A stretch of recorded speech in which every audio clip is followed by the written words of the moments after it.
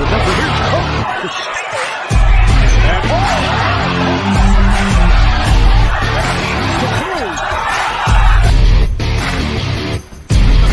From the 12, gets a block. Takes off and he is gone. Trying to stay upright and he trips.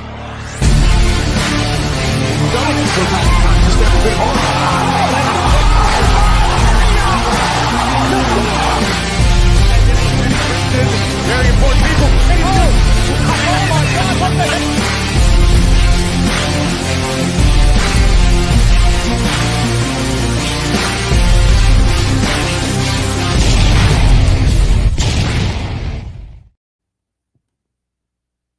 Absolutely. Yeah. I know y'all, yeah, it's a little different tonight, ain't it? Wednesday night. Hump day? Ain't it hump day? Like hump day. But hey, TMI Sports Talk is live. That's right, y'all. And man, we got a bunch going on tonight. The room got heavy, and the room it feels a little tumultuous. Is that not Kenya? Nod your head. Was that right? Tumultuous. Okay, yeah. All of them running out their head. That mean I said it right. Because we got part 2 of the Cowboys versus the Eagles Fanatic Show. So we're going to get right into it, man. We got none other than Mr. Blaq joining us on the stage. What's up, boy? Yeah, here we go. Man, wait Come a on, minute. baby. Let me sit there somewhere in the camera or something, man. Say your mama. I don't mean to interrupt, but say your energy because he got to get all this. I don't want you to say a word yet. He got to get all this. None other than the Eagle himself, BGezy. What's up, boy? Bird game. Mr. Blaq. Oh, not tonight. Not tonight, my brother. Not tonight. What you got, man? Let me tell you something. First of all, y'all, I can't say hell of a game, hell of a victory for the Dallas Cowboys. Oh, yeah, one of us had a let's great be for game. real. Everybody said that y'all wasn't playing nobody, and that's the reason why y'all did so well on the record. And then y'all finally faced a hell of a team, hell of a team, and y'all handedly beat them. Mr. Blaq, pop your shit real quick. How you feeling right now, bro? Listen, man. When we came on this podcast, my man thought I was crazy because I said Jimmy Johnson is the reason why this year gonna be different. The curse is gone. We took it off. We ain't beat nobody. And I told you, I said, hey man, the next time we play y'all is going down. And look what happened. Not only did we didn't win by 3 points, we ain't just get a touchdown in there. We went in there and we hit them boys in the mouth. Hit them in the mouth, took the ball away. We went and ripped it out. Ripped it out. 3 different times, man. But in all seriousness, as a fan, I'm not gonna sit there and act like that. Of course, you want to be sure that what you're seeing is gonna hold up against top competition. And the Eagles are a pretty good team. I'm not gonna take it away. That's why the victory means more. Because we went in there and a team that has played really good football this year. We went in there and we had a dominant performance, and we showed that it doesn't matter who we playing right now. We're gonna play good football, and that's what I wanted to see as a fan. That game definitely spoke volumes. Hey, if anybody has a device that they're listening to the show on, do me a favor, cut the speaker down on it, because we're getting feedback, but that's cool. Check this out. I commend y'all because, again, the Cowboys in big games really kind of been letting you down as of late. And Dak has been the scapegoat, the whipping boy, and all of that for all of this stuff. I've heard fire Dak, let Dak go. The reason why is Dak got to go. He got to go. And I personally love the development of Mr. Prescott. So I would never wear a Cowboys jersey, but I will find a Dak T-shirt and I'll rock that. Mr. BGezy, the Eagles himself. Sure. Y'all done took a couple of rough ones, bruh. I'll be for real. I'm kind of rocking one of y'all losses right now in this San Francisco jersey, but I flipped it backwards because I rep Cap. Okay. So y'all on the downslide. Are you fearing anything right now from your team? Honestly, and I'm gonna address the Cowboy loss. They played a hell of a game. They whoop our ass soundly. I cannot, hate on them. Got to give them credit where credit is due. When you look at the last 5 or 6 games that we played, we had Dallas, we had Miami, we had Buffalo, we had Kansas City, we had Dallas again. So when you look at the last 6 games that we played, we came out 4-2. The last we lost bad, but you're playing teams that are Super Bowl contending playoff teams in a 6-game stretch. I don't think that no other team in the NFL has had a murderer's row schedule like that. Now, I'm not making excuses for the last 2 games. We got our ass kicked soundly. But now we face the cupcake part of our schedule. Okay. Everybody has had their little 1-3 teams and 6 and whatever lost teams. So now we get to run that part of our schedule. And so what I'm hoping as a fan, we can take those 2 bad losses, put them behind us. We're 10-3 still. It's not the end of the world. Our season didn't end just because we lost Sunday or we lost the Sunday before that. We still have 4 more games to play. We play the Giants twice. We play the Cardinals, and the Seahawks may be a little challenging. But if we can win those 4 games, I think we're going to be okay. I am a little bit concerned of how flat we looked against those 2 teams, but the league is about ebbs and flows. Some people catch their flow in the beginning. Some people catch their flow at the end. I'm hoping that my team, after those 4 games, they're peaking then, because you don't want to peak in the regular season and then get to the playoffs and that was your Super Bowl or that was your, coup de grace or whatever it is. Well, you actually took the words right out of my mouth, because I wanted to ask both of you, do you feel like your teams – okay, so I got to separate this question. Mr. Blaq, we're going to go first. Do you feel like the Cowboys are peaking at the right time?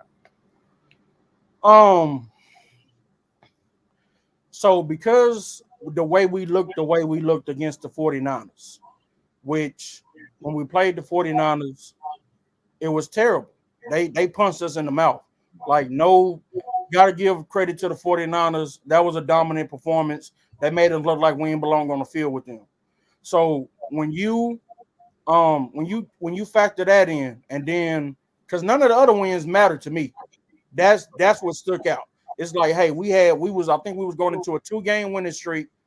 We play the 49ers and they whoop our ass. So later, none of the wins matter until we get to Philly. So when I see that we're playing a team that we're going to be in the playoffs, likely is going to win the division, because, unless they just fall off a cliff, they're probably going to still win the division.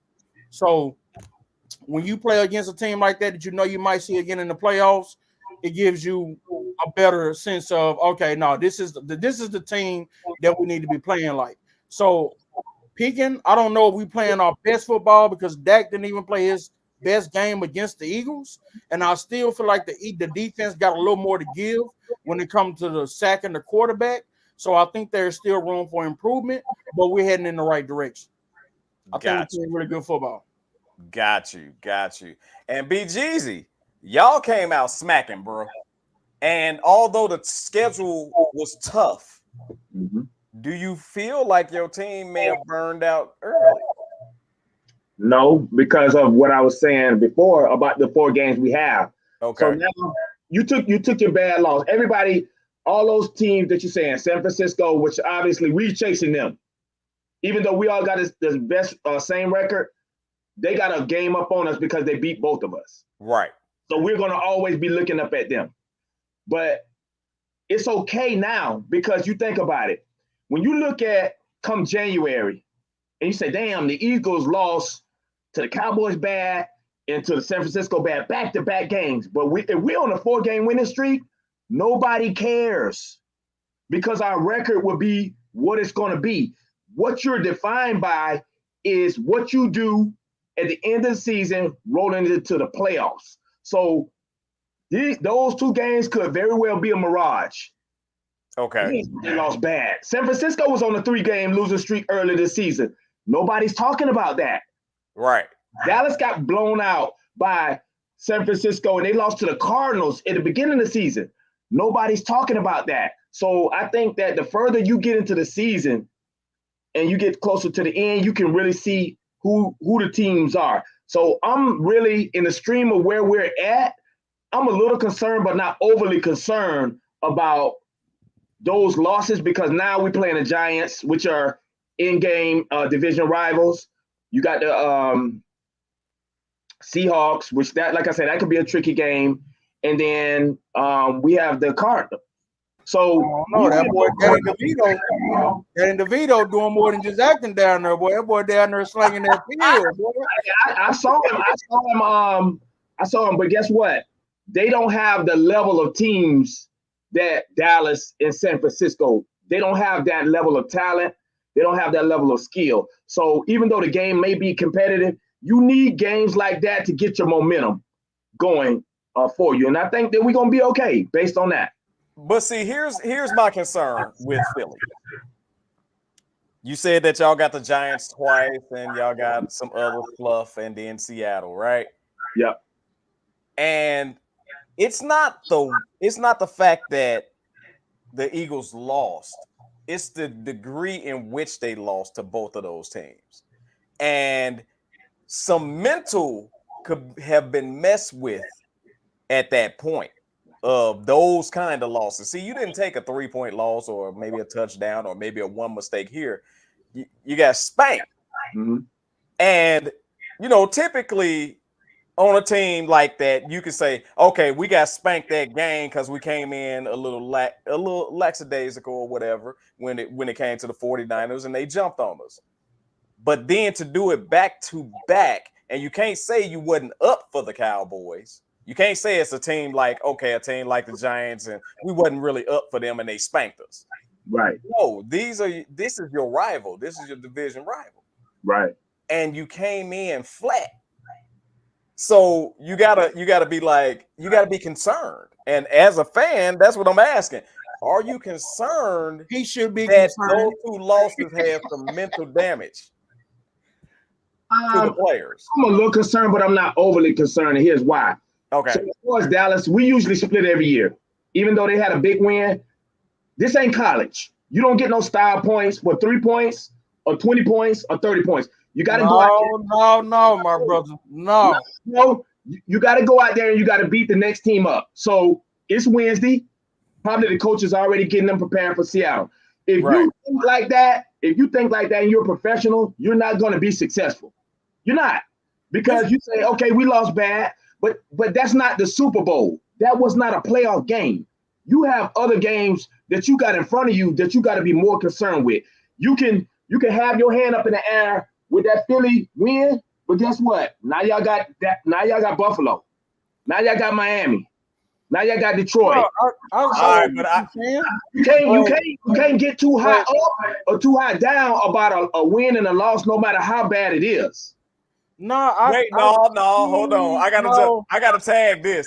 Mr. Blaq, and I'm gonna give it to you right after this. First of all, shout out to everybody that's watching the Titan Spartan. Uncle Junior, we appreciate y'all. Titan Spartan said they was talking about the Cards because they didn't supposed to lose to the Cards.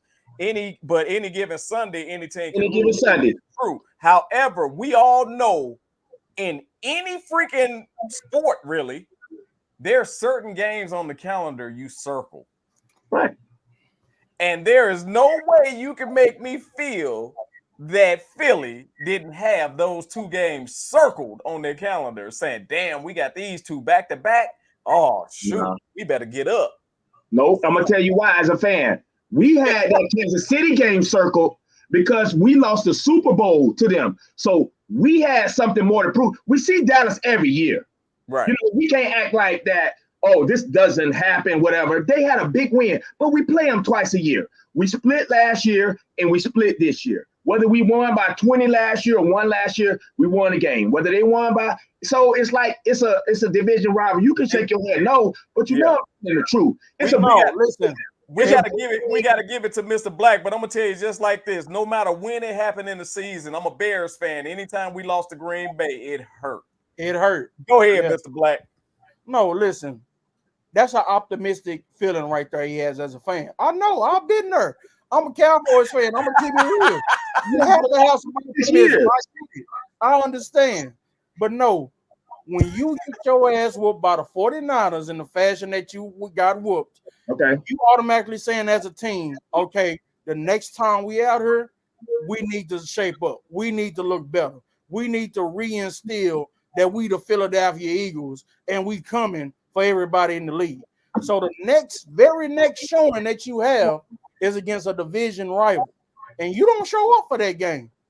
Yeah, they moved the ball some, but they turned the ball over every time they was getting ready to score. Jalen Hurts and AJ Brown over there, it was reported they got, some tension going on there because he want the ball. That's every game, man. Yeah, but it's also when you keep hearing something, it makes you think about the relationship between AJ Brown and Jalen Hurts. Like, why is every time something tumultuous has happened, that's an issue? Like, I need the ball. Like, hey, Jalen, what's going on there? Every game. He's been doing this since the season began. And I'm saying that's the issue. That's the issue. No, it's not. If you're a great player, you're going to want the ball all the time, right? Whether you're unrealistic about it or whatever, you're going to want the ball. That's just how the game works. Yeah, all receivers want the ball, but we don't hear about a disagreement or a shout match or anything every time something gets rough. CeeDee Lamb want the ball too, but he ain't all in Dak face telling him you better give me the ball. Right. So I'm just saying there might be a little distinction there that might come to be a little more prevalent later on in the season. So I'm saying that's something you have to keep an eye on because he ain't got no issues with Devontae Smith. I don't see. I don't not that vocal of a player though. Devontae Smith is not that vocal of a player. And I've been hearing this. I'm a fan. So they said that those guys are best friends.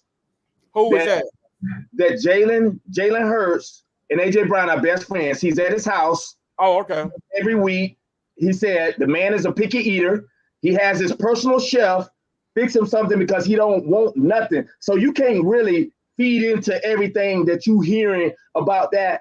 Great players, I don't care who you are, you're gonna never get enough targets. You're never gonna get enough targets. I don't feed in anything one time. I don't feed in anything one time, but when I keep hearing it, that's when I pay attention. That's all I'm saying. Hey, check this out, Mr. Blaq. Now this cracked me up. Shayna said, Shaya, I hope I'm saying it correctly. Dallas fans should not get it twisted. They will not win a Super Bowl. Let me ask this question, y'all.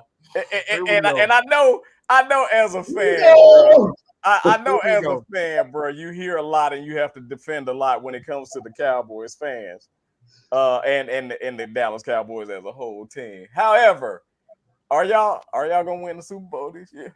Listen, man, Tim, I'm not gonna get on this show and act like let's go and act like that I'm the average fan because I'm not. Right. I'm a realistic fan.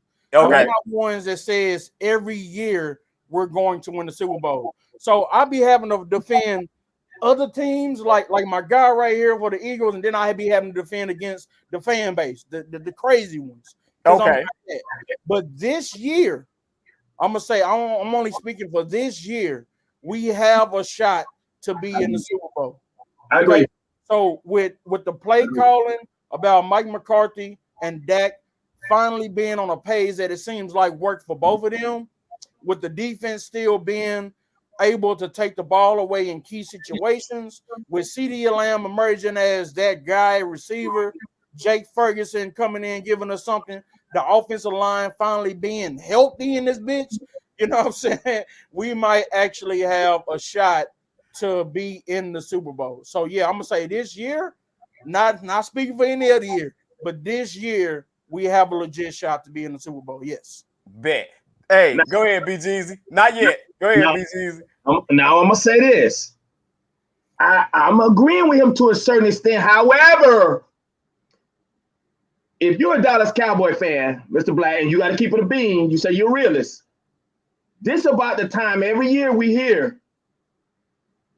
For the last how many years have we been hearing?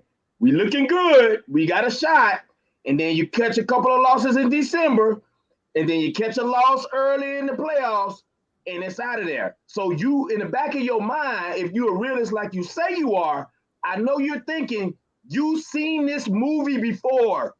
A lot of times, a lot of times y'all have said that, and here you go. Here we go out of the playoffs in the first game. Now, y'all are looking good. This is a good year for y'all. I'm an Eagles fan. I'm not going to be a hater, but we have seen this version of this movie before. So I'm not going to get overly worked up and say, oh, yep, Dallas is the favorite. Because like I say, we still both chasing the Niners. I disagree with you saying the version. Now, I hear we're looking good from week 1. Hell, from the preseason. Right. I hear that. Yeah, so training camp. Right. I tune that noise out. Okay. I'm looking at what I see. And before, I was a person saying, what does Mike McCarthy do? Why is he the head coach? You know what I'm saying? Dan Quinn is what makes the team special. This year, Mike McCarthy has asserted himself to actually be important. Okay, you took over play calling. You fired the dude that had us with the #1 offense, and you said, I'm going to take over that play calling. Okay, and the offense looks more efficient in some ways as far as moving CD around, moving the ball.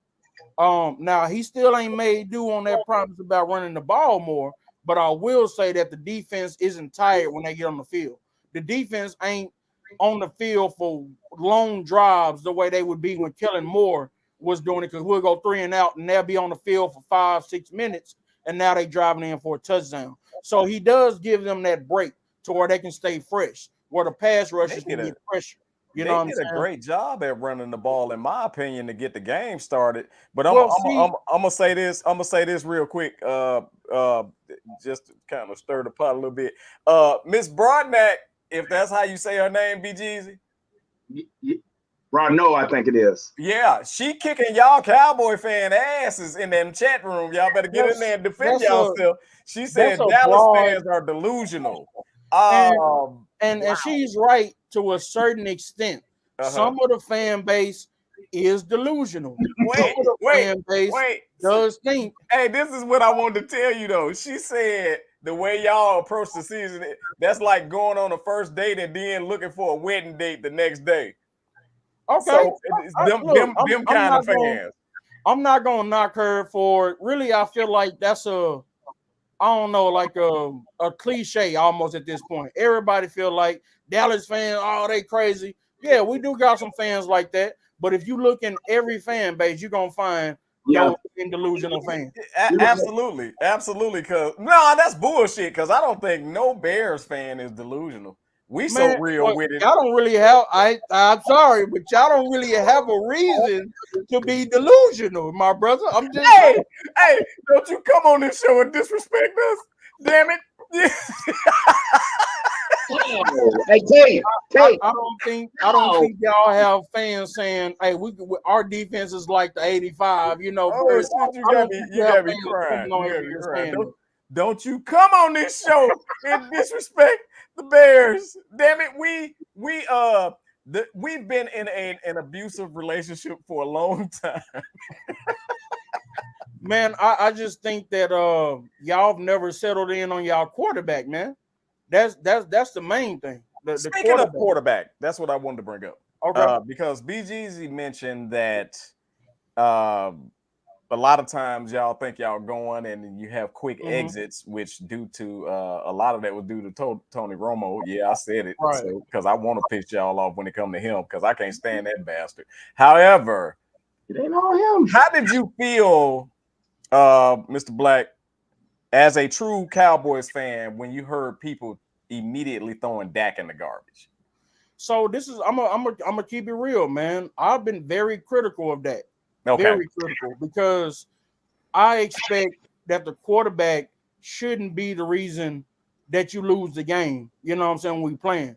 In my opinion, if you're a high-paid quarterback, that means we're saying that you're going to be the reason that we win a lot of games, not a reason that we lost a lot of games. But real quick plug. Okay.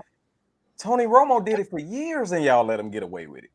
So this is the difference. This is the difference. With Tony Romo, I never felt like he had a consistent line the way Dak has had. We never gave him a Zeke Elliott. We had a DeMarcus Ware, but as far as the complete defense, we never gave him a complete defense. Okay. So I love Romo's ability to gut it out. And when you had Romo, he might give the game away, but he also might be the reason that you win the game as well. I'm not saying that's an excuse. I'm just saying the difference between him and Dak is I feel like Dak walked into a situation with a complete team versus Romo had to go through the trenches. I had to get a line. I had to get a quality play caller. I had to get a defense. Dak already got that. So you come in with all these things, amenities, you might say, as that the previous quarterback didn't have, and you're under-delivered is what I felt like. So last year, you might say stats-wise, okay, it wasn't the worst you've ever seen, but when you only play 12 games and throw 15 interceptions, yeah, I'm ready for you to go. I'm ready. You know what I'm saying? So I've been very critical of that. And what I will say is that this year he's looked a lot more comfortable as far as play calling, as far as the offense, and that gives me hope because now I'm not even sure if y'all should re-sign this man to give him all this money because if we're going to be married to a quarterback, then I want to at least make sure that we can get to the big game with this quarterback. And that wasn't something I was sure of before. I'll be honest. This year, I still need to see it against Buffalo. I still need to see it against Detroit. I still need to see it against Miami. But I am hopeful that this is the real Dak. All right. Well, we just beat Detroit. Go big. Never mind. I won't even talk about it. Hey, there's a serious Cowboy fan in here. You not by yourself because big boy, my homie Jabari Thomas, man, ultimate Cowboy fan. He said you go and lose in the Super Bowl, you just got an extra check at the end of the day. So ideally, that's not the goal for Cowboys team as well as fan. Y'all want to win the whole thing. Here's my fear, BGezy. You got to take steps, man. So it's like, listen, you got to get there though. Here's my fear, BGezy. This is thrown at you. Here's my fear. If the Cowboys go all the way, we're gonna have to hit this shit for another 30 years. How you feel about it? I mean, it's a possibility, but let's just be honest. We're gonna have to revisit this again after they run. See, we ran a gauntlet. That's what we were calling that as fans. Miami, Buffalo, Kansas City, San Francisco, Dallas twice. We ran a gauntlet. So they running a mini gauntlet. They got Miami, Buffalo, and Detroit. So let's see how in 3 weeks their record is, how their confidence is, because normally in December, if you're a Dallas fan, this is when you start to get worried. Now they can do that, then okay. But I mean, it's a long way to go before we even start talking about, Super Bowl, because there's a big monster in the NFC named San Francisco that nobody really want to play. And I don't think that either one of us right now, how we playing, can beat them. So if Dallas does make the Super Bowl and win, we will have to hear it. But I just don't trust. Even if I was a Dallas fan, I would be worried. Because you probably can't beat San Francisco in San Francisco. You're going to need that game in Dallas. No, look, listen. From the team that we was when we got our ass kicked by San Francisco to now, that is a different team.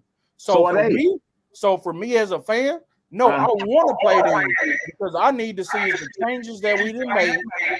The Dak Prescott that's playing right now. What are we doing against San Francisco? Because that's all that matters. Hold on. Wait. So you say you want to see them? Yes. You know what? You spell it's our season next season again wrong. No. Okay. Y'all just lost to them recently, 2 weeks ago. We lost to them 5-6 weeks ago. Different team. But y'all still lost. Y'all might not want to see them right now because y'all know what that story gonna be. I'm not sure that they gonna kick our ass. What? No, I don't. No. Why would I think that? We just whooped y'all ass. Yeah. Why would I think that? Okay. Why would I think that? Here's the thing, Tate, and I did not. I would be remiss if I didn't bring this up. So we are the defending NFC champions. We did not win the Super Bowl. You could have said questionable calls. Rev was on their side, whatever. But we lost. We're here. You're gonna get everybody best shot when you up there. Right. You're not up there. You're gonna always get so. Coming into that game, you're not up there. Coming into that game, we had beat y'all. Coming into that San Francisco game, we had beat them in the championship game. You're going to get teams' best shot when you're up here. You know, wait, hold on. BGezy. Philadelphia has been game of the week for the last 4 or 5 weeks. Why is that? Because we were up here. So we're going to have to get everybody's best shot. That's based on your record this year because you guys had a hot start. Not because you lost in the Super Bowl. We were the best team in the NFC last year, and we were the best team in the NFC. Nobody cares about that. Yeah. Nobody cares about who was the best team in the NFC last year. They care about who won the Super Bowl. So Kansas City, we do. So Kansas City is getting everybody best shot, not the Eagles. Not the Eagles. We got their best shot, and we beat them. Well, no, I got to say this, though, when it comes to this. I think that Philly scared a lot of people the way they came out. So I am going to say that they probably did get everybody's best shot after they went 5-0, right? After they went 5-0. After I'm only saying not because y'all are the runner-ups in the Super Bowl. That's all I'm saying. No, after 5-0, Philly started scaring a lot of people. Because they were winning games that they weren't even supposed to win at that point. So in saying that, Philly, like I say, man, Philly is a great team. However, they got hit. They got hit hard. And the recovery is going to tell a lot. Right. When it comes to even this very next game that they play. Yep. You know, are they still punch drunk? We'll because see. they got fucked up. We got twice. Yeah. You know, so it's either somebody had a come to Jesus meeting in that locker room and said, hey, or people still stuck on their egos and they're gonna get rocked again. We'll see. Where I'm from, we got a saying: it's never how you start, it's how you. Y'all worried though. Y'all worried. You worried more than you was letting on earlier. Y'all worried.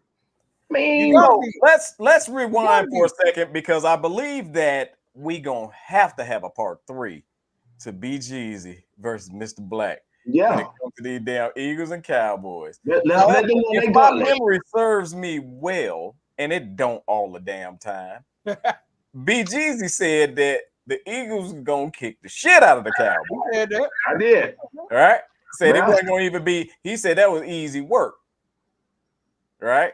Yeah. But I do respect the fact that he came on here and he gave the Cowboys their respect. I respect the fans that you guys are. You are stand-up fans, and I wanted to throw a little secret topic in on y'all. Okay. I want to talk about fanatics, which are the people that we always refer to that we can't stand. The reason why Cowboys is one of the most hated teams is because of the fan base. Reason why the Eagles are freaking arrogant in people's eyes when it comes to their fan base and things like that. I want to talk about a little bit who makes it bad for the team. So I want to play a video for y'all, and I'm sorry, BGezy, this is a shot at you. This video is old, but it's okay. Relevant. It's relevant, and then we're gonna talk about this, man. Hold on.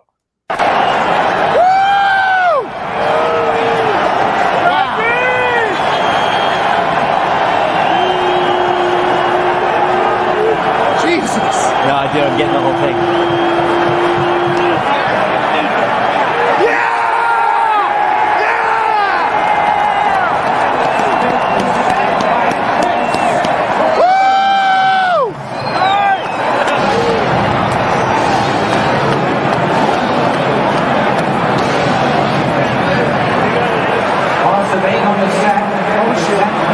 Y'all get it? All right. So that video was, if I'm not mistaken, that was years ago. However, that was a video of Philly fans throwing snowballs at some lone 49er fans. All right. Now, my question of the day for you gentlemen when it comes to this situation is, when does being a fan go too far?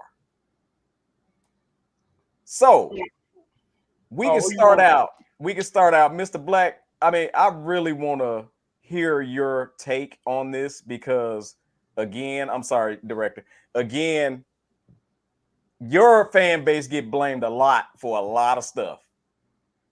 When do you feel like a Cowboys fan has gone too far? Man, anytime that you're willing to do something physical or take it personal beyond just playful trash talk, you're going too far. When you go take digs at somebody's family, or you know what I'm saying, or somebody who ain't got nothing to do with it, and you trying to do something to them, fight. I be seeing fights all the time, man. They be AT&T Stadium and all that. Listen, I love the Cowboys, but I'm not fighting nobody. Right. It ain't that serious to me.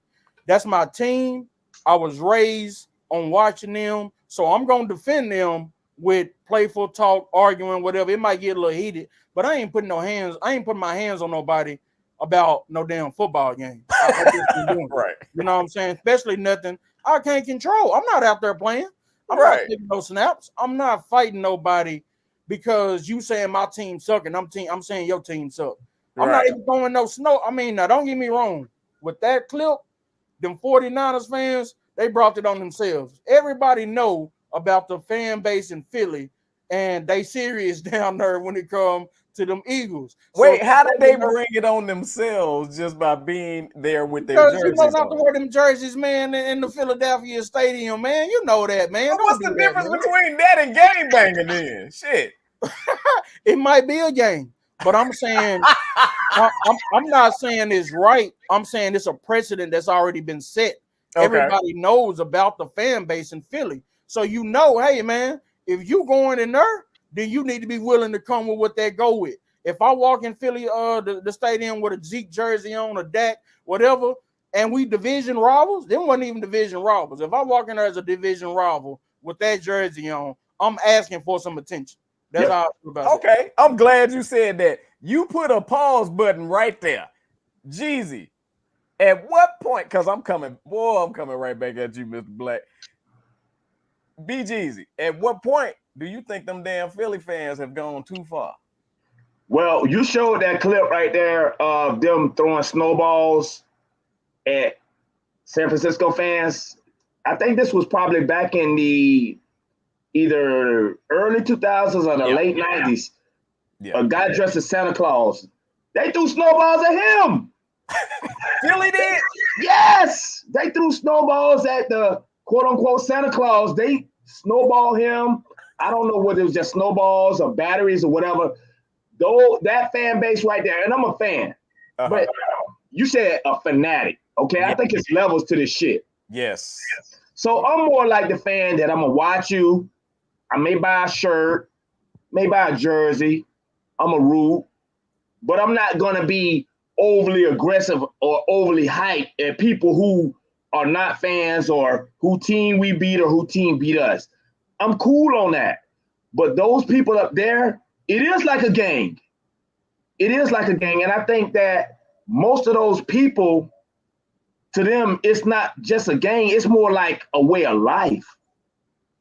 They bleed. When they say they bleed green, we could be 1-15 and Dallas roll up. They're going to treat that game like it's whatever. So I think from what I see, and I'm in a couple of fan groups on Facebook, the majority of those Eagles fans are, and I call them out, You know me, Tate.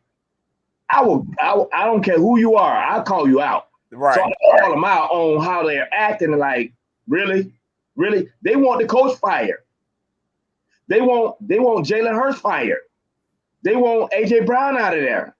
So I just think that when you go to the point of, hey, it was just one game. It's just a game. When you take it personal, when you're projecting your feelings, whether it be verbal or physical on other people, you're taking it too far.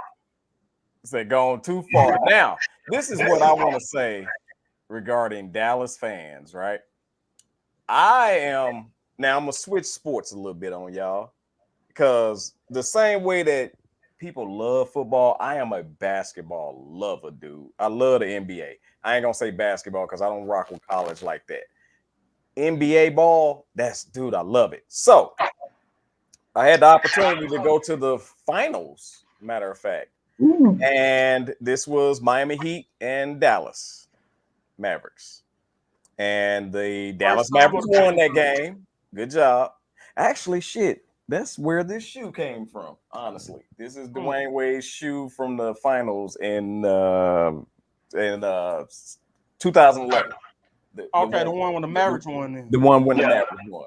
So, in saying that, we're walking out. I got my D-Wade stuff on, and I'm with D-Wade people. So his sister, his family. They were walking a little bit ahead of us, and a Dallas Mavericks fan ran past and pushed his sister in the back, talking about go Mavs. Now, see, at that point, if we were together, because we weren't walking together, we had got separated. If we were together, that's a brawl breaking out. And my question for y'all both is, because everybody always say liquor, should they stop serving liquor at these sports games if it gets to like this? That's a good ass question, Tate. No. Listen, man, what I'm gonna say is liquor is only being sold because it's a tool to encourage people to come to the game. You want people to have every reason to be encouraged to come and enjoy the game. And if serving you some alcohol, serving you a beer, if that's going to help you be more comfortable while you're watching the game, you will come, that's what they doing. Now, personally, I don't go to a game and feel like I need to have a beer. You know what I'm saying? But people are irresponsible. So I do feel like that we're going to sell this liquor, but if you can't be responsible, because they don't hold fans accountable enough to me. In those situations. If we got you, let's say you are somebody that's a regular, and every so often we hearing about you having incidents because you can't hold your liquor. Well, you need to hold that fan accountable. He needs to not be able to come here, or he needs to not be able to have liquor when he's watching the game, because obviously you don't know how to act. So I wouldn't say stop serving it, but I would say they need to hold fans accountable when they have incidents, even like that one. You got cameras. You can see who that was. You can find out who that person was. And I ain't got no patience for something like that. Because if that's I'm finna find out who the hell that was, bro. You're not finna go push my sister. I don't give a damn who I play for. I ain't got no patience for stuff like that, man. That's dumb. That part. BGezy, you heard the story. What are your thoughts? So I heard a saying a long time ago, a drunk man's words or actions is what a sober man wants to do. Yeah. All that alcohol does is bring up what you really wanted to do or how you felt. It just gave you a little bit of courage, right? And I work for a liquor distribution company. Oh, yeah? Yeah, I do. Hey, I'm going to give you my address. Never mind. No, but we're gonna talk all after. I'm here in Atlanta, so majority of the liquor sales is to the Mercedes Benz. I'm talking about they selling top shelf liquor. So from a business standpoint, it doesn't make sense, because if you really want me to relax and enjoy myself, you're going to provide the necessary things, whether it be food, clothing, because some people get there and buy clothes. Yeah. They whatever. So if I'm in the mood, I might spend $300-400 on liquor, food, whatever. I don't think it's that. I just think it's the people. Because when you look at that video, and I'm gonna put the Philadelphia fans on blast again, all those people throwing those snowballs was not drunk. Oh, hell no. And they weren't close. Right. So the liquor only enhances who the hell you really were or what you really wanted to do in the first place. A lot of us drink to enjoy ourselves, have a good time. But if I'm an angry fan, all the liquor and beer was going to do was going to make me angry. If I was going to be hostile and violent, that's all it did was enhance that. And when you at those sporting events, it ain't no way to regulate how many beers you got. Because I can say, hey, I'm sitting with you and Mr. Blaq. Hey, order me a beer. Facts. Mr. Blaq, order me a beer. Hey, we don't want to see you at that window no more, sir. Hey, tell your wife, here go an extra 20. Tell her to order me a beer. They gonna get it. So how you gonna really control it? You can't. You can't. So I'm glad you said that, because we're gonna go deeper into this conversation regarding fanatics, because recently, and a lot, NBA players are having verbal confrontations with fans. Russell Westbrook is one of them, as well as a couple of others. And there's been some NBA players to say that they are in certain stadiums, they are called racial slurs all day long. It's like a regular. And some of them damn stadiums call they home players racial slurs, which ain't nowhere in the hell. So again, I go back to the point or the question of asking, and I'm gonna bring this specific incident up. The Palace Brawl.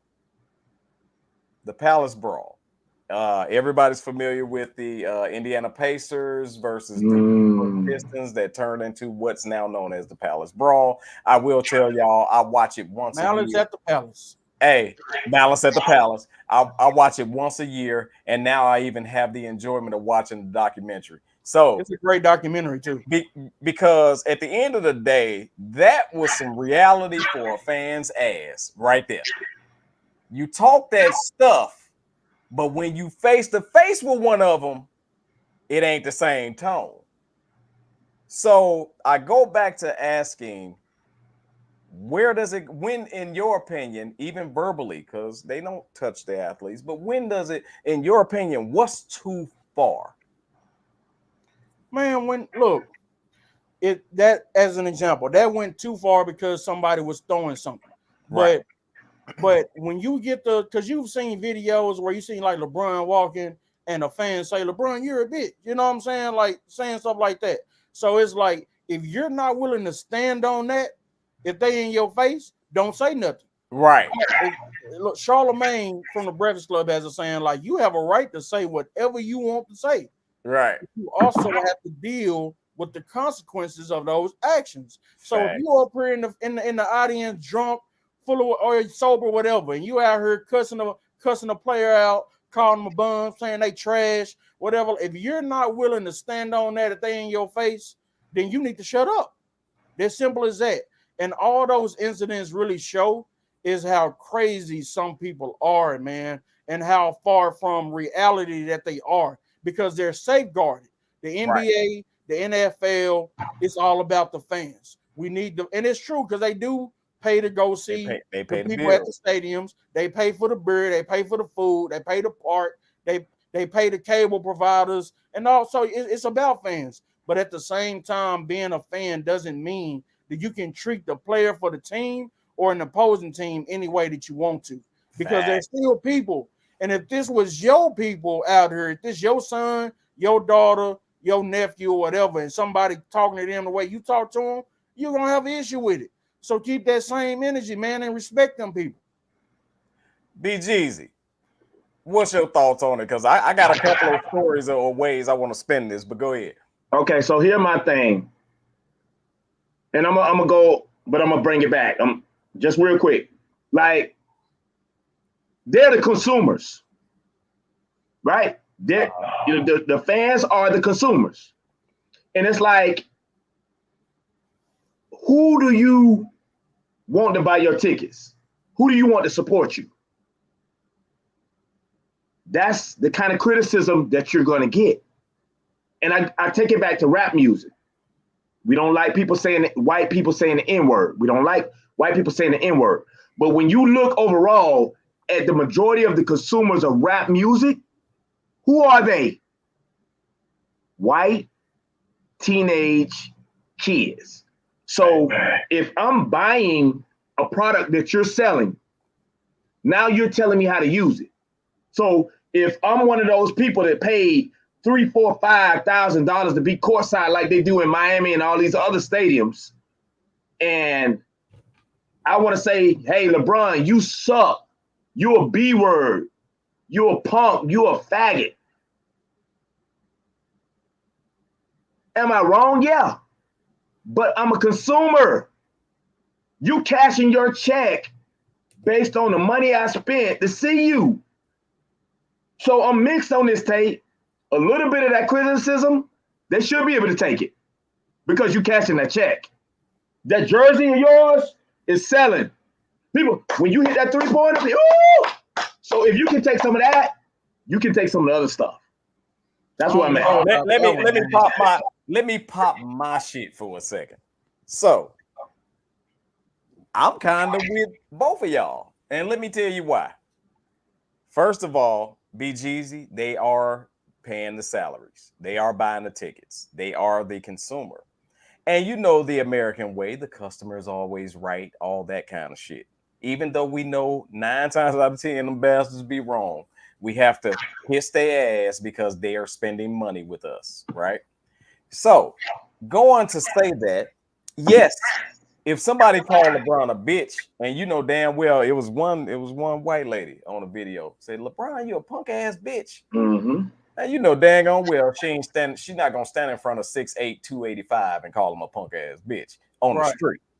However, if that's where you feel like you want to get that shit off and you're directly attacking the athlete, you suck. Your game sucks. You can't shoot. Shit like that. I'm kind of okay with that. However, when you get to attacking their family, like I heard a story somewhere where one of the players' wife lost a baby. Oh, wow. And these motherfuckers had a sign saying something about her losing the damn baby. That's too far, man. That's too far. I'm going to tell you one that I love, and it wasn't too far. DeMar DeRozan's daughter screaming during free throws. Did y'all see that? Nah. Dude, that was the first time you could clearly hear something on TV that didn't sound like, I'm like, wait a minute, that shit is above the crowd noise she was screaming. And every time the opposing team go to the free throw, she would scream high pitch. I promise you they shot 60% from the free throw line that night. Wow. I thought that was funny. I heard the other opposing team took offense to his daughter screaming. And I'm like, okay, you got to be able to take that. Yeah. You got to be able to take that. However, if one of them players just going through their mama died or something done really dramatic happened, and you want to bring your ignorant ass to the stadium and say something about the situation that they're in that affects a human being. See, that's what we forget. We forget that these guys, yeah, they get paid millions, but they human. Right. And honestly, the human element, if they had the opportunity, will kick your goddamn ass for saying that shit. So I ain't gonna lie. If LeBron was in this room with me right now, with him wearing that Lakers jersey, you damn right I'll tell him you suck. But I'm damn sure not gonna call 6'8", 285 no punk ass bitch if he was in the room by himself. Right. So therefore, I'm not gonna take my ass to the stadium and call him no punk ass bitch. So if you're saying your team suck, you suck, whatever the case is, y'all garbage, whatever the barbershop trash talk is, Yeah, you should be able to deal with that, BGezy. Right. However, when it get personal, bruh, I ain't gonna lie. Security and everybody should just part the way and let that motherfucking athlete go straight up to whoever said that. Listen, man. To piggyback off a little bit what you said, BGezy. Look, you might get paid millions of dollars. Like I'm a filmmaker right now. I expect that one day I'll get paid millions of dollars. There is no check that I'll ever receive that would allow me to take disrespect. So that's the lens from what I look at it. So even if I'm an athlete, my name on the back of a jersey for a team, first of all, most of them didn't choose the team. They got drafted to it. But you there, you playing for the city, and that's cool. You giving me $1 million a check, whatever, that's fine. But that doesn't mean that you are going to disrespect me or my family. Like you said, if you say I suck, I'm not playing well, anything any of these analysts might say on any of these talk shows that we watch, even on this one, we might critique somebody's game. That's fine. But when you go to talking about their character that you probably don't know because you don't know the athlete or their family, yeah, you're doing too much, man. You're doing too much. And even in that case you were saying where somebody went and pushed D-Wade's sister, that's cowardly because you didn't push her and look there and say, yeah, you know, I'm here. No, you didn't ran. push her and stand there, motherfucker. Right. You kept running. Yeah. So that means you wouldn't have done it in other circumstances. You did it because you felt like you can get away with it. You're doing too much, man. That's too much. I agree that they are doing too much, but I'm gonna go back to this, and whether y'all agree with me or not, I'm left. I go left when y'all go right. Oh, I know. I had to throw the goddamn phone line in the garbage because of BGezy, man. Hey, man, I'm me. But you're getting paid. That's my boy. You're getting paid millions of dollars, multi-millions of dollars. Are those people wrong? Dead ass wrong. That should never be a saying that comes out of their mouth. However, you're a professional athlete. Are you human? Yeah. Should you hear that? No. But I'm sorry. Critique on whatever level, whether it's your free throws, whether you putting yourself in the public eye. You knew what you were signing up for when you became said person, whether you're a singer, a rapper, or actor or athlete. Filmmaker, you're going to get critique, and it may be personal sometimes. If you don't want that criticism, don't put yourself in the public eye. Straight like that. Well, BG, let me say this. You're absolutely right when it comes to the critique of your game. Exactly. But when you get personal, I feel like they should let that athlete go up there and see if you say, no, not touch you, but just stand there and see if you say that shit in their face. Because you're not going to do it. Hey, it's not going to happen. Real quick, y'all. They've been commenting up a storm. I want to get to some of these comments, and then we got to get to fourth quarter news because it's more hot shit in there. So, Director, if you can go ahead and pop some of them comments up, let's address the people real quick. So, my boy said we took that respect. He didn't give us shit. So I'm really thinking that he talking about the Cowboys on that comment there. Who didn't give us shit? I said it. Yeah. Because you might have let on that they were given something. No, he said they took it from you. I'm sorry, I gotta get her name right. Shania. Okay, Shania. Shania been going at it, man. Cowboys ain't riding horses; they still riding donkeys. She must be a Philadelphia fan or something. What's her team? Keep going. Hey, no, you gotta be able to take this. She talking about the team. What's her team though? 9 times out of 10, Philly, right? No, she's from Chicago. Oh, she is. She at the house. Oh, so she need to calm down too then. Hey, I done told you we're not gonna disrespect the Chicago Bears on this show.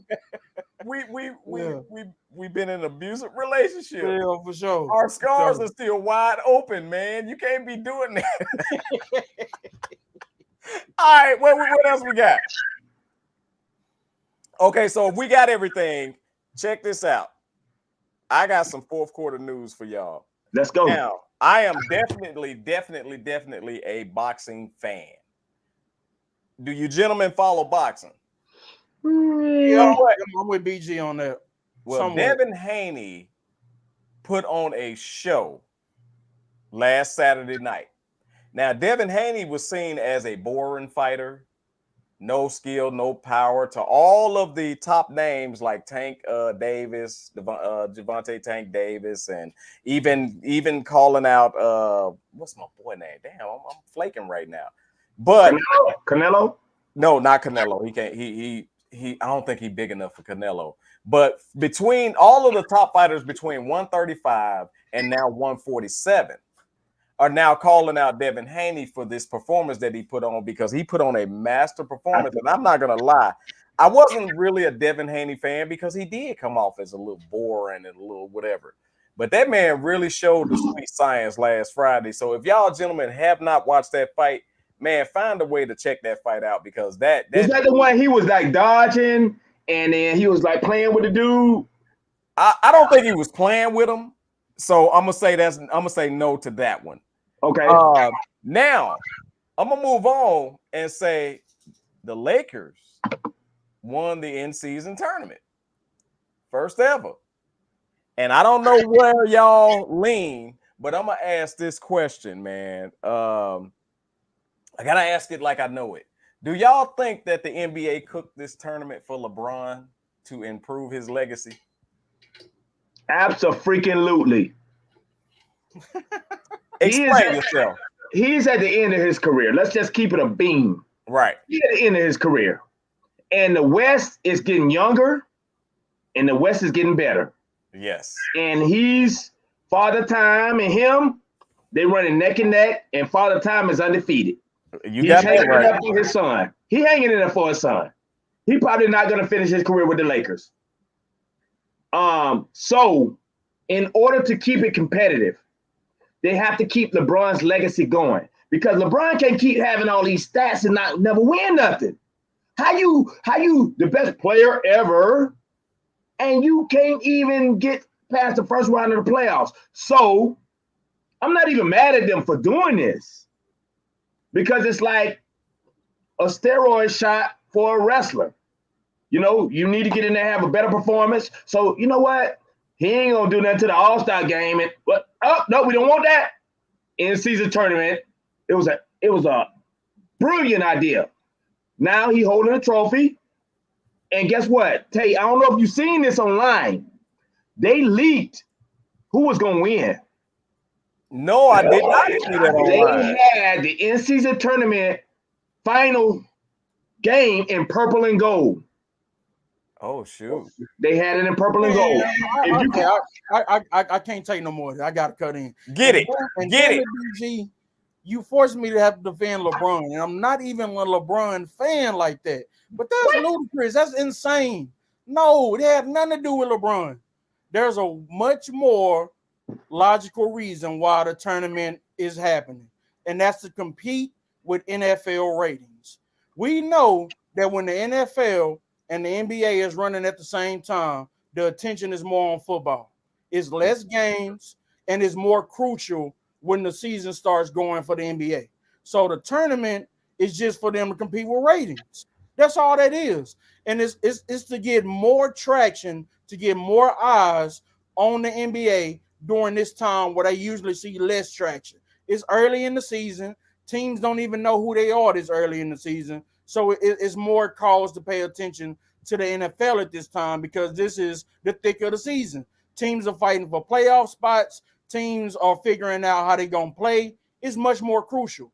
That's the reason. So they're trying to keep this tournament going and setting this up at this first year to keep it going so they can compete with the NFL during this time to make sure their ratings ain't dropped off the way it's been dropped off in previous years. That's what I honestly feel like the in tournament is for. When it comes to LeBron, listen, championships is the only way he's going to catch Mike Jordan. That's the only way. It's not going to be no damn in-season tournaments that Michael couldn't even compete in because they ain't have it around. Don't nobody care about this in-season tournament. In 10 years, maybe that might be different. Maybe that might help. But right now, I don't see no in-season tournament that most players, you heard Giannis when they was interviewing him. Like, you gotta go to Vegas? Okay. Well, don't nobody care about that. You care about what happens next summer. That's what they care about.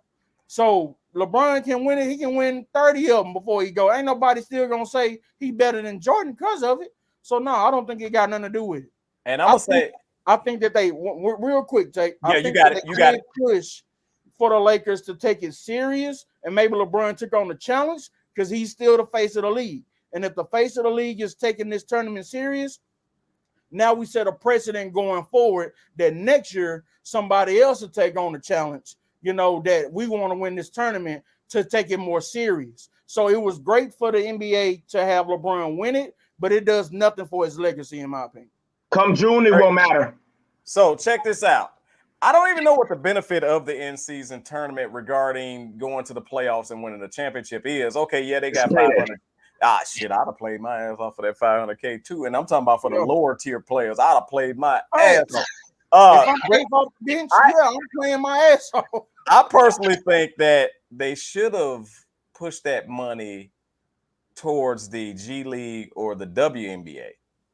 Develop those brands because the NBA is developed, bro. Right. How many different ways you gonna flip the NBA to be interesting? Right. You mess with the All-Star game, and then you get us used to that, and then you switch it. Then, you know, in my opinion, if you get that G League popping and you get that WNBA popping, now you got money. Since it's about money, now you got money coming from everywhere. Right. Also, you're covered a full year if you do that, because the WNBA runs during summer all the way until, like, you know, fall or whatever, their playoffs, and then the NBA kick in, and then the G League is running you'll have a full year of basketball. So give them that money. They the ones that need it. The NBA players, for the most part, don't need it like that. All right, but since it's there, let's address it. I watched the in-season tournament, and it was some games that was real freaking questionable for the Lakers. Real freaking questionable. And I said, okay, this is the first tournament. They trying to bring light to this tournament. They trying to bring validity. Is that the fucking right word? I need my director's assistant. No, you in there. You in there. Cool. I need my director's assistants. They be shaking their head yes, or they be like, hell no, abandon that word immediately. But thank you. They need that to have some credibility. So they had to put it on LeBron. They had to, because he gives it the most credit. Who else you gonna put it on? KD? You gonna let KD win it? What is really KD brought to the game as far as being that mega star? Right? KD is a superstar. Right. But he ain't that mega star. And that mega star is what I'm talking about. Mega stars, I'm talking about. Did y'all see when Mike went over to the Olympic Games? Yeah. When the Green team first went over there. Yeah. And them people lost their damn mind. Right. Okay. Right. Now, did y'all see when the Redeem team went over to China and they lost their mind for Kobe Bryant? Right. And even the NBA players said it wasn't even close when we got to China. No, I saw the doc. I know what you're talking about. Yeah. Now it's LeBron that they are trying to get that type of megastar, and he got it. I'm not shitting on LeBron. He got it. That's what I mean by you can't give it to KD. You can possibly give it to Steph, but their team ain't good enough. No, not this year. Their team that would have been too obvious to cook it for Golden State like that. They're not that good. State ain't the team at all right now. No, Denver is. Denver is fucking boring. I don't care if you put a championship on them. Okay. Nobody's paying them no damn attention. They boring, but when it come to, like you were saying, the summer, that's gonna be the team. That's the only way they're gonna pay attention to Denver is to see if they're gonna repeat. Right. But when it comes to that in-season tournament, you need the glitz and glamour of Los Angeles. It's the Lakers, right? It's the Lakers. It's LeBron. Yeah. You need Hollywood to put that out there. And Mr. Blaq said something funny because it's like, damn, he right. They are trying to compete during this down. This is a down season for the NBA because again, football is ramping up into the later season, then the playoffs, and then the Super Bowl. Right. Yeah, really, ain't nobody gonna start really watching the NBA until that's done. Yeah.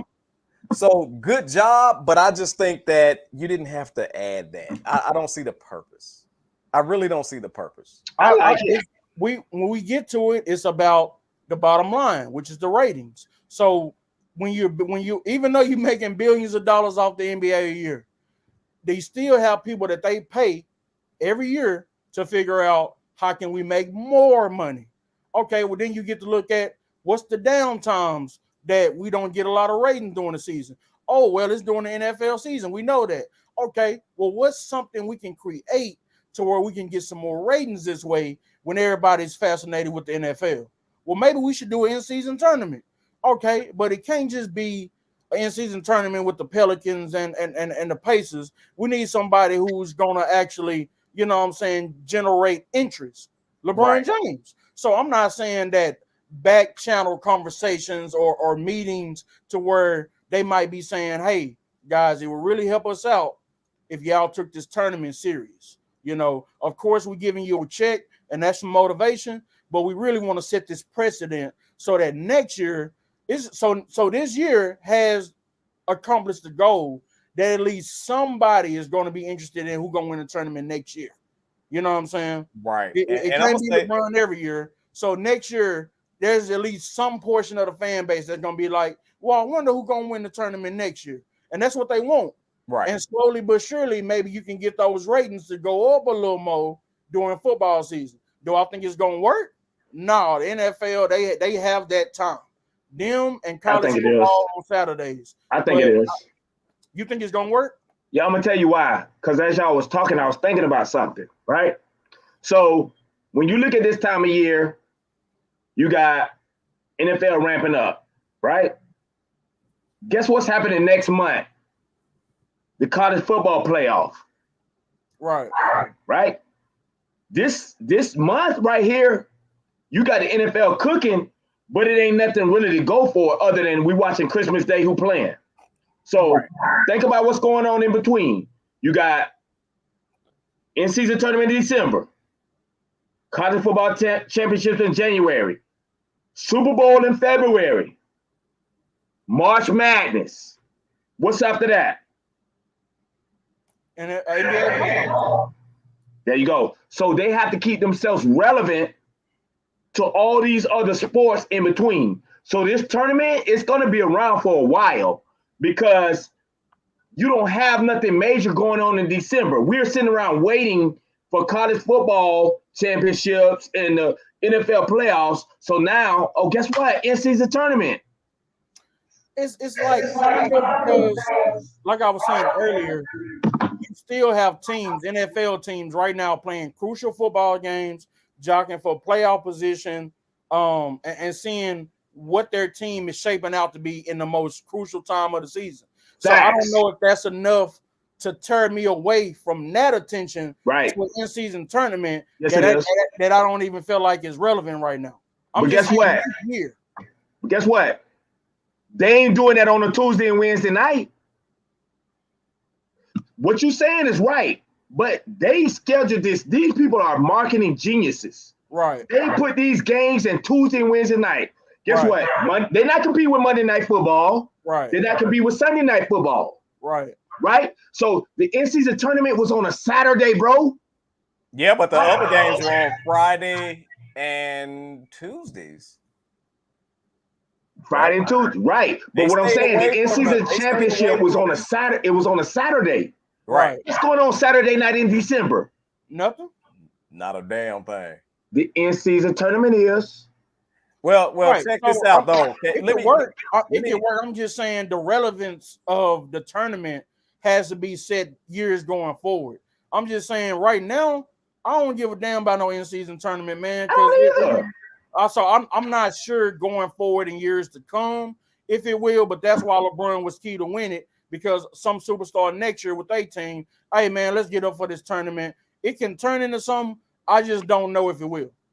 Now check this out. Go ahead.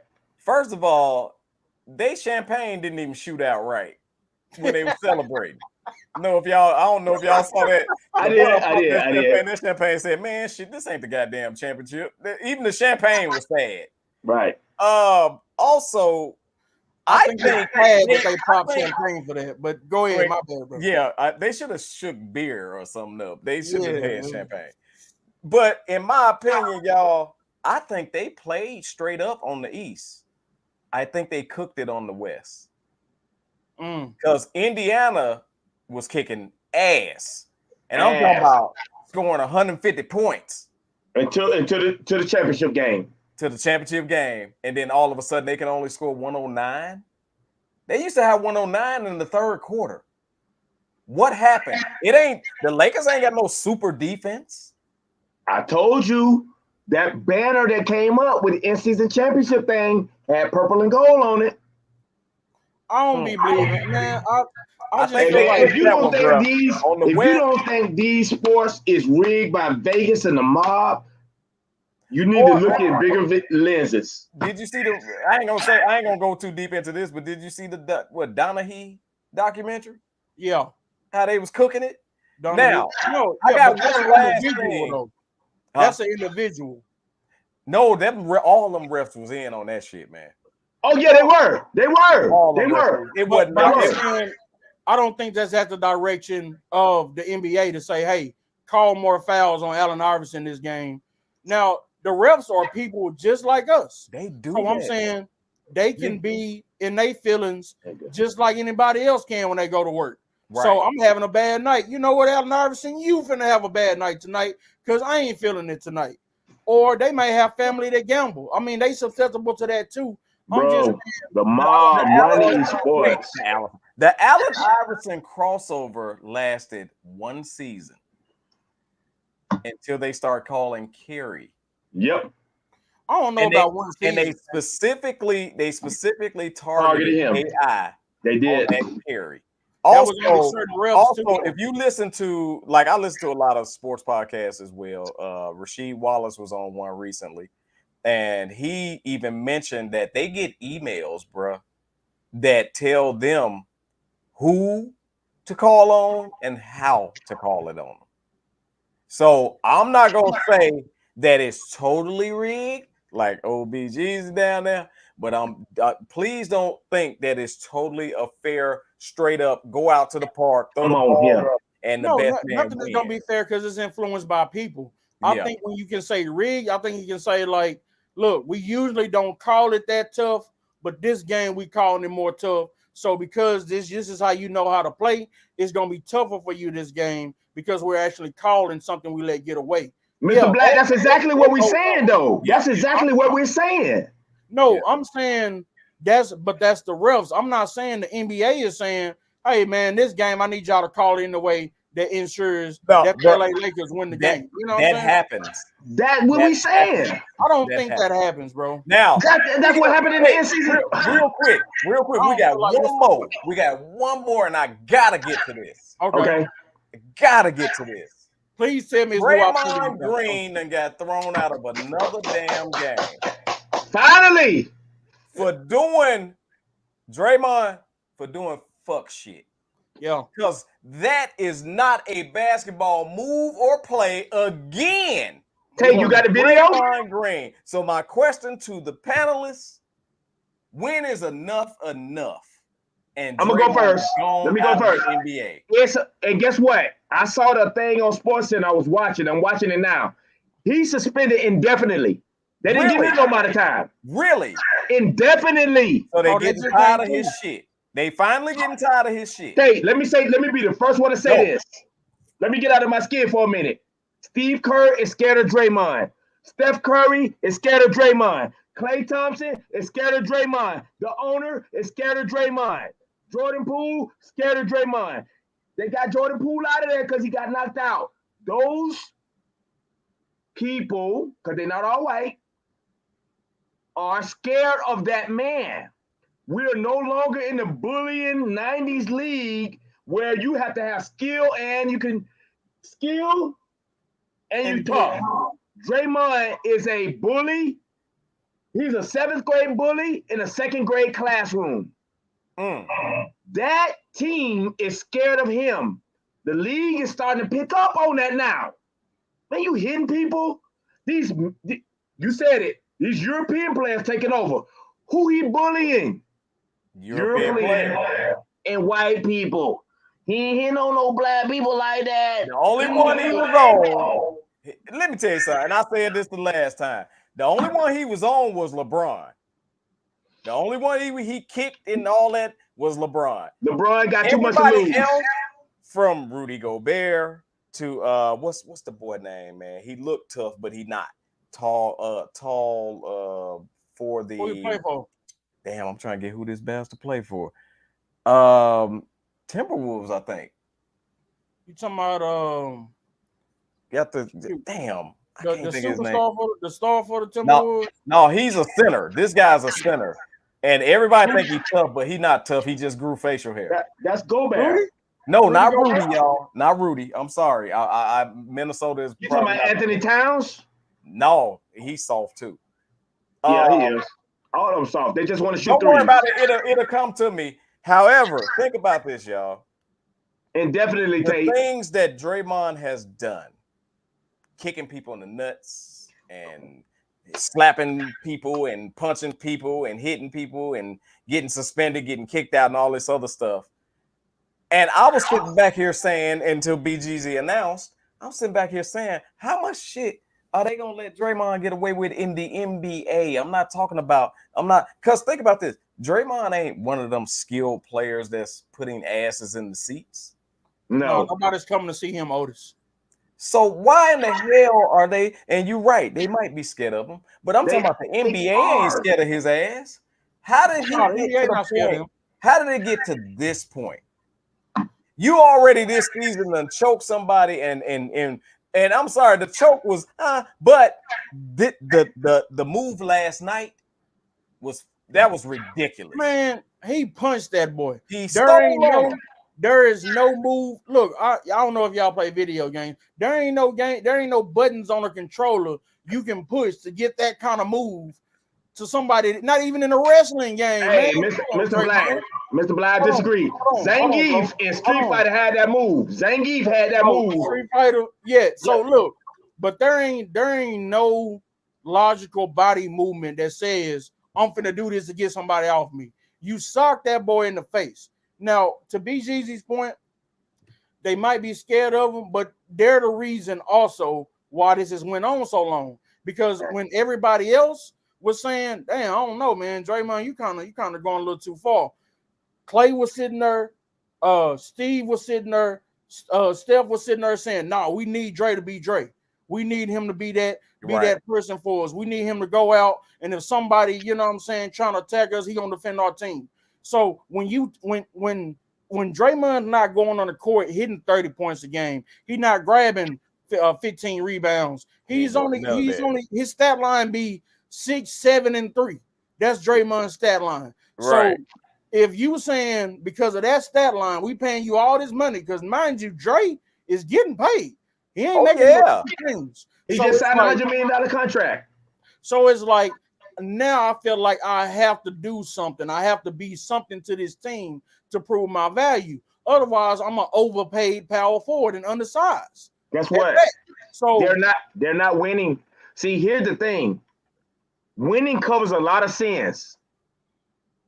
When they was winning championships, he was doing all that. That was just a Draymond moment. Right. When you start losing, you start peeling the layers back. The layers start getting peeled back. He been doing this. They're just not winning. Yeah. And also, now this is the last year. I think that team is going to be as is presently constructed. You look at Clay, last year of his deal. Steve Kerr, last year of his deal. They gone. The only person that might actually be in Golden State past this year is Steph Curry. Right. You know what I'm saying? That's probably it. Hey, check this out. So I was talking about Steven Adams, first of all. Oh, okay. Yeah, he picked that Steven Adams, but don't think Steven Adams tough because he got facial hair. Because remember Steven Adams without the facial hair? He looked real motherfucking weak. But this is what I say. Y'all help me out because y'all know my OLD is on high. Who was the guy that was dating the Kardashian girl, Chloe, I think? Tristan Thompson. Now, from what I heard, allegedly, Tristan Thompson approached Draymond in the club. Yep, I heard that too. And told him, talk that shit now. And Draymond backed off and shut the hell up. Alligator mouth and a hummingbird ass. So I'm gonna say, I want to ask y'all this, and then I'm done with it. Is this a big act on Draymond's behalf, or is he really that dude? I'm gonna say this, Tate. But what the NBA is today is not an act because there's nobody there to challenge him. Like we said this on the last show. Tristan Thompson was there. No, I'm saying there's first of all, Tristan Thompson not relevant in the NBA right now. They kicked him out because he didn't take no bullshit. But I'm saying the Oakleys, the Masons, the people we was talking about before, there are none of those guys on every team to be like, hey man, you need to calm all that down if you ain't really about that. We don't even have the Kevin Garnett's. So I'm saying that for what the NBA is today is not an act. In a tougher NBA though, you're absolutely right. Draymond might not even be on the floor like that because, I mean, I'm gonna say not at the power forward position because I don't think against some of those dudes in the 90s, early 2000s, you're gonna be able to sustain that body, that elbow, you know, all up on you. Small forward, maybe he go there, still a good defensive player. But for what the NBA is today, is not an act. So I think it's a persona, and it's like he said, the perfect analogy was he's a 7th grade bully in a 2nd grade class because there is nothing but 2nd graders to challenge him. So I'm gonna look tough. I'm gonna be the bully. So that's the best. I think he hit it on the nail right there. Hey, check this out. Check this out. Then I'm gonna give it to BGezy. Draymond, that lick that he threw yesterday was like a wave hello back in Oakley in them days. That shit wouldn't have had no effect on them. So he can throw the elbows, he can kick in the ball, he can do all that. That wouldn't have had no effect on them dudes. He knew that boy wasn't gonna get up and fight him, man. Nah, man. Also, again, I gotta go back to, you know, what is the benefit of Draymond being on the team? And yes, they were winning. And yes, he'll hit an occasional 3 or get an occasional rebound or throw an occasional assist or whatever. But it really wasn't to the point of defending him like this, right?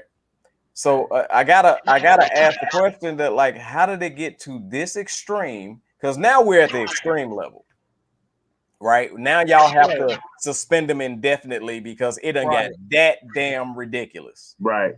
BGezy said it though. The winning for the NBA, this is the Warriors. They didn't win 3 championships in the 5 years. Came back, won a 4th one. We need this team. It's good for the NBA. They're winning. When you're not winning like that, and you don't see, and it's also what you see in the future. The Warriors are not going to be contending for championships as presently constructed in 5 years. Facts. So in the NBA, it's looking like, hey, Draymond, now look, we was letting you slide a little bit when y'all was winning the championships, when you was facing the Cavaliers every year. But now we don't even think y'all finna make it to the big dance. So you out here socking people in the mouth. We're not going to let you get away with that. But you also said something as well. It wasn't this bad at first. He was doing stuff, but just blatantly hitting somebody in the mouth, that's because he's been getting away with smaller stuff. And now you feel like, hey, I'm Draymond. They just going to throw a couple games at me. I might pay a little fine, but I'm on the Warriors, baby. I can do what I want. So that builds up over time, and you get to this point to where you feel like you can just blatantly hit somebody in the mouth and then tell us that you was trying to get them up off of you. Man, everybody can replay that, man. Somebody watching that right now. You turned around and hit that boy in the mouth. The thing I'm pissed about is the whole team should have been beating Draymond ass instead of him walking off, untucking his shirt and walking off like, oh, well, I got kicked out of another game. They saw. He knows. Beating your ass. He knows everybody on that side. Hey, Tate, let me say this real quick. Easy, you got it. The floor is yours. Hey, I'm going to say this. Mr. Blaq, and I know Tate, you got kids, but I'm going to say this. And we was talking about this very topic at my job today. When you got children and they tired Like you got babies. They start acting out. Ah! What happened to them after they do all that acting out? You whoop They their go ass to in sleep. mine. You But whoop, wait. You whoop their ass. Right. and then you go take a nap. Mm-hmm. The league is whooping his ass with these suspensions. Uh-huh. Draymond knows he's at the end of his career. Let's keep it a beat. Thanks. Probably at the end of this season, Klay Thompson, Klay is gone. Klay gone. Steph Curry gonna be by himself. Yeah. Draymond is no longer relevant. So he's acting out because he didn't got that money. So the league punishing him. Draymond, you hitting people, you fighting people, whatever. He knows the role he had with that team, it ain't no longer there. Facts. He wants them to kick him out because he signed a max contract. He want to cash out and take his motherfucking ass to sleep. He wants to be out of the league. He want that. He know he can't deliver. Like he know he can't. He can't deliver no more. There's something wrong with him. He want that mama. You know, remember your mama say, you been getting this one all day. Yep. It's all day for you now. So now he want that indefinitely. Draymond, you out the league. The Warriors gonna have to pay him. What he want? He acting out. What he want? Mama, I'm going to sleep. I won't do it no more. But tell you, when he wake up, he gonna have $100 million and no reason to play basketball. Man, well, I'm gonna say this. Let's hit these comments real quick, and then we gonna get out of here. Y'all gentlemen are off the chain. I love having y'all on, man. It is so much fun. Hey, Shania, do me a favor. Make sure that you subscribe, ma'am, because I want you on. Hey, Tay, hold on. I'm gonna say this about her. She says she wants to be on the show. Oh shit, you know how I get out. I told her I have to put y'all together. Wait, no. Is this a coworker? This one of my. She be on the Zoom. Okay, but let me ask y'all. Damn all that.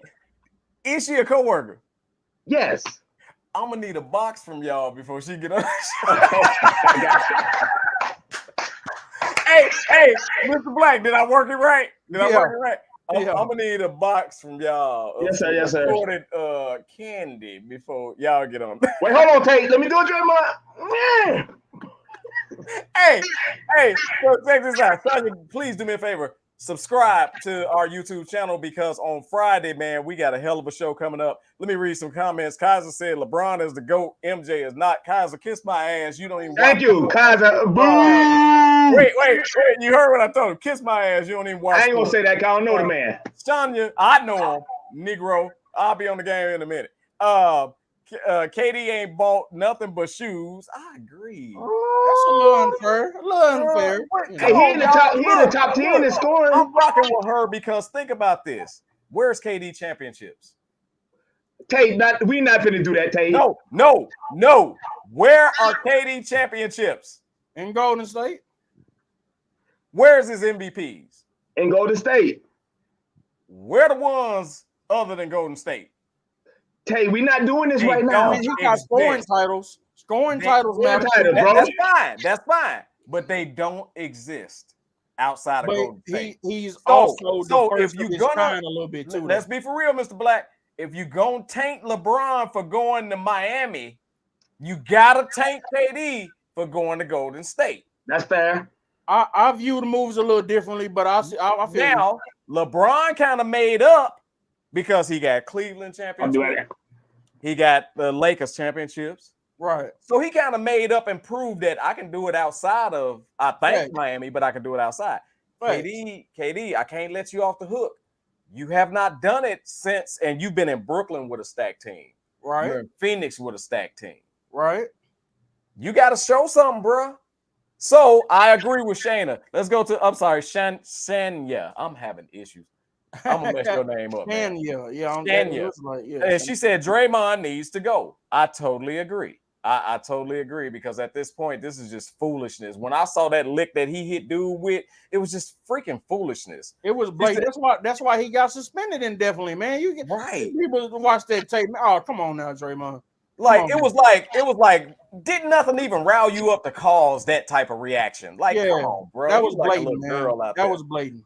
Draymond, and I will say I wouldn't call Draymond a girl if he was standing there. He kind of big, but I want to go back to early in the show when I said the fans won't talk that shit if they were standing there. I want to let you know I'm not no I'm gonna be real about my shit. I know I fight in my weight class. So yeah. Now, Draymond don't talk crazy with Kendra Perkins. That's what she said as well.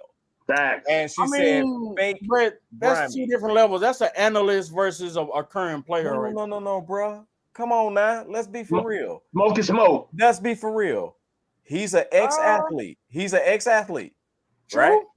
True. You not and so in being that Kendra Perkins is like 6'10" and fucking 300 and something pounds. Draymond don't want none of that smoke. You're not gonna walk up on that. But what's his current job title? Perkins, what's his current job title? Yeah, he's an analyst. True. A man is a man. You know, He's they an got analyst. into it where Draymond called him out his name. Right. And they got into it. They got into it, and Kendrick got real on one of them damn open Facebook lives or whatever he was live on Instagram. I saw that. Again, I go to you calling him out his name, but would you do it if he was standing in front of you? I just admitted, hell no, I'm not gonna call Draymond out his name if he's standing right here. So Draymond, can you admit that you ain't gonna stand in Kendrick Perkins' face and talk that shit? I'm just saying, I would be interested to see though. I saw Shaq. I took a picture with Shaq. Shaq so got doggone big that my wife was on the other side and he totally knocked her out the whole damn picture. It just looked like me and him there hugging. Yeah. And that's a violation in itself. But I had to prove to everybody that my wife, she was in the picture. I promise you. She was there, man. She was there. Don't try to act like I'm snuggled up with Shaq. That's some bullshit. Now, in saying that, again, fake grimy. And that's what I feel about Draymond. Like, dude, you know who to pick on. You know who to do that shit with. Quincy AC, I bet you won't do it with. I bet you won't do it with, again, I said this before, I bet you won't do it with that dude in Detroit that was about to rip LeBron in half when LeBron. That Isaiah something, he was Isaiah Stewart. I think so. You ain't gonna do it to him. The only thing that keeps me from saying all the way fake is that I just don't see enough people to challenge to know if, you know what I'm saying? It's not enough people there to say, like you were saying, a couple players, like we were saying that it wasn't somebody on every team. Because it's not that, I don't know if it's fake or not, but I do know that because of the NBA is finessed the way it is now, he stands out like that because ain't nobody there to challenge. Right. So I'm gonna say this. We gotta wrap it up. It has been so y'all gonna call a shot of, I'm gonna call it Blaq versus BGezy 3. Y'all turning into a damn. I'm gonna have my hair braided next time with my hat on, have me a jersey, all that, man. Do it real quick. I want you to say something, Mr. Blaq. What you got going on, bro? You got some auditions and all that other stuff. We told man. So go ahead, pop your shit. So of course, Mojo Savage streaming right now on Tubi, one of the best hip hop films from an independent level you'll ever see. So I'm not just saying that because I made it. I truly stand on that. So if you haven't checked it out and you want her, watch it for me, please. Also, the first comedy that I did called The Drop Spot, that is now streaming on Peacock. So you can go on Peacock, check out The Drop Spot. Funny movie. I'm in production. I start shooting right now this weekend another comedy based around Christmas called Christmas with the Fam. So that'll be in to you guys streaming next holiday season 2024. And in fairness, I told BGezy I want my box, right? And you know, Mr. Blaq shooting all these comedy movies. Yeah, funny as fuck. I don't care what y'all say. For sure. I'm gonna have to get I'm gonna have to get a drop spot in one of them dang. No, I'm just playing. But for real, it's going to be a time where I want to do something like have a debate segment in the movie. You know what I'm saying? And that's an opportunity right there. So you know, bring it on. So in saying that, man, hey, it's been a thrill. Friday nights, tune in. Friday night, tune in because we are definitely going. I'm losing my goddamn mind on Friday night on the Jonathan Majors story. So y'all definitely tune in because we got to talk about that. Thank everybody who has tuned in tonight. Make sure you like, share, subscribe, but most importantly, subscribe and click the bell so you'll know all of our live notifications when they go off. Thank you, gentlemen, for coming on. BGezy versus Mr. Blaq, Eagles versus Cowboys, part 2. We will have a part 3, even if they don't play, because somebody is going to be. We're going to have to talk about these playoffs. We're going to have to talk about it, man. You hear me? Yeah. Somebody. So I'm going to say this real quick, and then we're going to go. Make a prediction who the first one going out. Cowboys. The Eagles. No doubt about it. So, in saying that, we will have another show. First team get eliminated. We bringing these gentlemen back. Hey, y'all, it's been wonderful. Love every last one of y'all. Thank y'all. We out of this joint. It ain't how you start, it's how you finish.